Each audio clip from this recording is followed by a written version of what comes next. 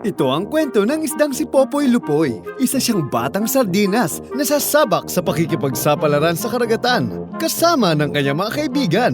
Bagamat maraming pagsubok na pagdaraanan, matutuklasan at matututunan ni Popoy ang kahalagahan ng yamang dagat at mga aral sa buhay.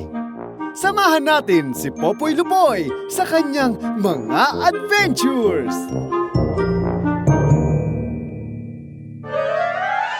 Ang palaruan sa karagatan.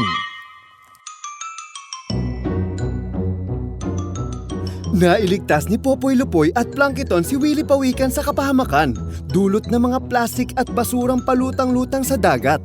Dahil sa panganib na dala ng mga basura sa dagat, binigyan ni Popoy ang batang si Inday Gamay ng kakayahan upang sila ay makausap, at doon nagsimula ang kanilang pagtutulungan at pagkakaibigan. Popoy, saan ba kayo pupunta ni Plankton? Kailangan kong hanapin ang iba pang mga sardinas. Hindi ko na kasi alam kung anong nangyari sa iba pa naming kasama nung muntik na akong mahuli ng lambat. Saka, umaasa pa rin ako makikita ko sila nanay at tatay. Ganun ba? Pwede ba akong sumama? Kasi matagal na ako naglalakbay mag-isa sa dagat eh. Mula nung napisa ako sa itlog sa pampang sa malayong lugar. At dito na ako napadpad. Ay, oo naman. Sabi nga nila, the more, the merrier. Diba, Popoy? Tama! Plankton, nasa na ba tayo? Parang ngayon ko lang nakita ang lugar na to. Ang daming sanga at ugat ng puno. Teka, ayun o. Itanong natin dun sa alimango. Magandang araw, kaibigan. Pwede bang magtanong? Saang lugar ba kami napadpad? Magandang araw mga dayo. Ako nga pala si Ali Alimango. Nandito tayo ngayon sa aming tahanan, ang mga bakawan. Bakawan?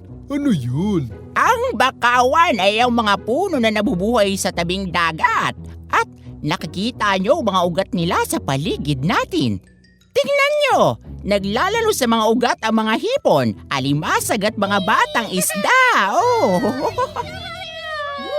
Ang saya-saya naman nila.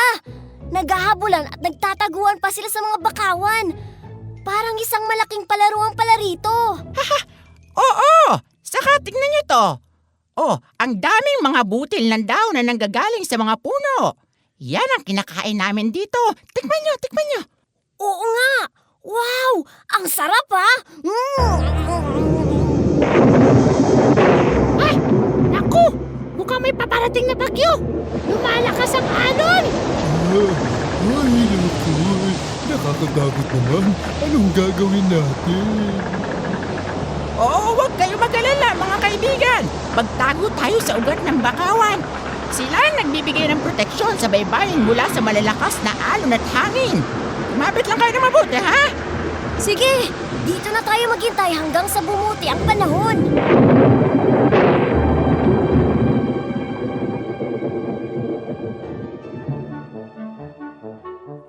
Sa proteksyon ng mga bakawan, namalagi sina Popoy Lupoy, Plankton at Willie Pawikan, kasama ng iba pang mga hayop, hanggang sa humupa na ang bagyo. Pagkatapos noon ay nagpaalam ang grupo kay Ali Alimango at itinuloy ang kanilang paglalakbay. Plankton, ang galing naman ng mga bakawan. Bukod sa maraming nakatira doon, nakakakuha rin sila ng mga pagkain at proteksyon para sa malakas na hampas ng alon at hangin. Oo, Popoy. Talagang importante ang mga bakawan sa dagat. Maraming mga nilalang ang umaasa at nabubuhay sa kakaibang puno na yan. Totoo ba itong nakikita ko? Totoo nga! Uwi! Yay! Anong nangyayari kay Willie? Nasasabik lang siyang makita ang paborito niyang pagkain. Ang seagrass! Wow! Ang dami! Gutom na nga ako eh. Kakain na ako. Sarap! Habang kumakain si Willie Pawikan ng mga damo sa dagat, isang higanting nilalang ang tumambad sa kanyang likuran nang hindi nito namamalayan.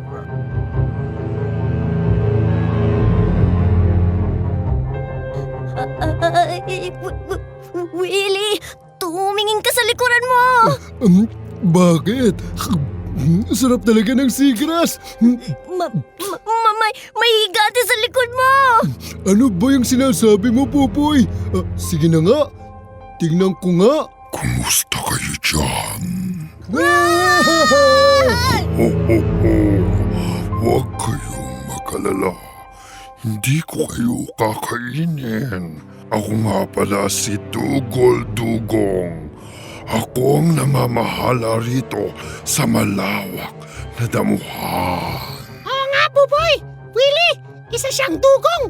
Kahit na malaki siya, mabait naman siya! Kaya huwag kayong matakot! At damo lang ang kinakain niya! Pasensya na po kayo. Di ko na kasi mapigilang kumain ng seagrass eh. Sa inyo po bala ito? Hindi naman. Kahit sino pwedeng kumain at mamalagi dito sa damuhan. Sige lang, magpakabusog kayo. Ang ganda naman po rito! Marami po bang nakatira rito sa damuhan? Oo naman. Maraming maliliit na isda, mga laan, kabibe at iba't ibang nilalang ang naninirahan dito. Ano nangyayari? Parang yumayanig! May mga alikabok at burak galing sa kalupaan! Ah! Ano nangyayari? Anong gagawin natin? Hindi ako makahinga sa burak. Magtago kayo sa mga seagrass. Bibigyan kayo ng proteksyon nito. Nagtago ang magkakaibigan sa damuhan hanggang humupa ang alikabok at burak na nanggaling sa kalupaan. Makaraan yon ay ipinagpatuloy ng tatlo ang kanilang paglangoy at natunto nila ang isang makulay na lugar na tila isang hardin. At doon ay nakilala nila ang isang butterfly fish, si Parparia. Buti na lang may mga damuhan doon at nakapagtago tayo. Kundi siguro hindi na tayo nakahinga. Oo nga, Willie! Aba, ang ganda naman dito! Ang daming kulay! Ang gaganda ng mga halaman! Oh, bato ba sila? Nagkakamali ka, Batang Sardinas! Sila ay hindi mga bato o halaman, kundi mga hayop din na katulad natin. Sila ay mga coral na binuo ng mga polyp. Ganun po ba? Magandang araw po sa inyo. Ako po pala si Popoy Lupoy. Kasama ko po sila Willie Pawikan at Plankton. Ako si Parparia. Kabilang ako sa mga nilalang na naninirahan dito sa Coral Reef. Sila ang mga kakaibang organismo na nagsama-sama sa bahaging ito ng dagat. Bakit dito sila lumalaki, Parparia? Dahil dito sa lugar na ito, sapat ang sinag ng araw na tumatagos sa malinaw na tubig dagat. Hindi sila maaaring mabuhay ng walang liwanag at walang malinis na tubig. Magandang araw sa inyo! Kamusta? Magandang araw mga isda! Aba, at nagsasalita sila. Kamusta kayo mga coral polyp? Hello, Popoy! Hinagagala ka namin makilala! Sana mas dumami pa kayo. Ang gaganda nyo kasi. Tsaka maraming naniniraang isda at iba pang mga hayop dito. Kailangan pa ng napakatagal na panahon bago lumaki ang mga coral, Popoy. Madalas, ilang sentimetro lamang ang paglaki nila sa isang taon. Kaya't ang nakikita mo ngayon ay ilang dekada na ng kanilang buhay. Kaya kapag may nasira sa kanila, ganoon din katagal ang panahon kailangan para bumalik sila at magparami. Ganun po ba? Napakatagal naman po pala ng kailangan para sila dumami. Hindi lang yan. Dito sa lugar na ito rin namumuhay ang iba pang mga isda. Dito lumalaki ang mga batang maya-maya at lapu-lapu na kailangan pa ng 5 taon bago magsilang. Kaya dapat ipagbawal ang panguhuli ng mga isda sa lugar na ito dahil sadyang bata pa sila.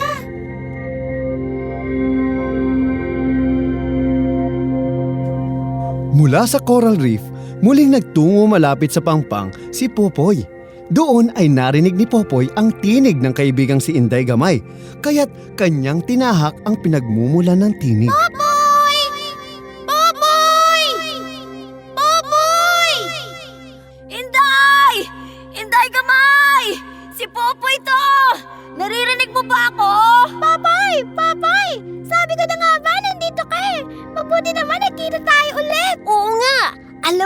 Marami akong napuntahan lugar dito sa paligid ng baybayin. Marami akong nakilalang mga nilalang. Mayroong dugong sa mga damuhan. May mga batang isda sa bakawan at marami ring coral sa banda doon. Oo nga, Popoy. Alam ko kung gaano ka-importante ang mga lugar na yan. Natirahan ng maraming mga isda at lamang dagat. Nakikita mo ba ang malaking karatula na yon sa beach? May nakasulat doon na Marine Protected Area. Anong ibig sabihin nun, Inday? Ibig sabihin, bawal sirain ang mga bakawan, damong dagat at mga koral. Pinoprotektahan ng mga opisyal ng pamahalaan ang mga tahanan at pinagkukunan ng pagkain ng mga isda. Wow! Siguradong matutuwa sila Plankton, Willie at iba pang mga nakilala ko sa sinabi mong yan. Oo, Popoy, huwag ka magkalala. Aalagaan ng mga tao ang mga lugar na yon para lumaki ang mga batang isda. Kaya pala masasaya at malaya ang mga batang isda kagaya ko na nakatira doon. Sana ganito rin kapayapa sa buong karagatan, lalo na sa tahanan naming mga sardinas. Sana makuwi na rin ako sa amin. Huwag kang mag-alala, Popoy. Siguradong makakarating ka rin sa iyong tahanan at makakasama mo ang iba pang mga sardinas. Salamat, Inday! Salamat, kaibigan!